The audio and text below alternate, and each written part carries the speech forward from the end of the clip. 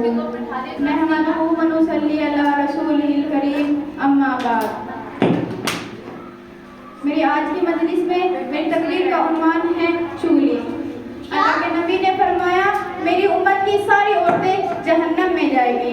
वजह पूछी गई थी कि इनके अंदर चुगली करने की आदत ज्यादा थी, चुगली ज्यादा करती थी, इस वजह से।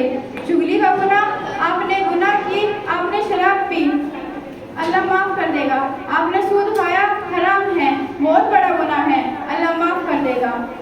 लेकिन अगर आपने किसी की बुराई की, किसी की चुगली की, तो माफी से काम चलने वाला नहीं है। जिसकी आपने बुराई की थी, जिसकी आपने चुगली की थी, आप पहले उनसे जाके माफी मांगे। अगर वो माफ कर दे, फिर अल्लाह की बारगाह में तौबा करें, अल्लाह से माफी मांगे, अल्लाह माफ करेगा।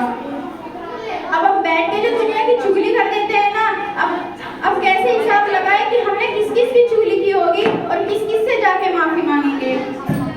चुगली करने की कई सारी हदीसें हैं। किसी की बुराई करना ये भी चुगली है। जैसे कि किसी को कह दिया ये बहुत काला है, ये बहुत मोटा है। किसी की खेती की बुराई कर देते हैं, तो किसी की सवारी की बुराई कर देते हैं। किसी को कहते हैं इसकी आंख तो बहुत छोटी है। मतलब ये छोटी छोटी सी बातें भी चुगली में आती है।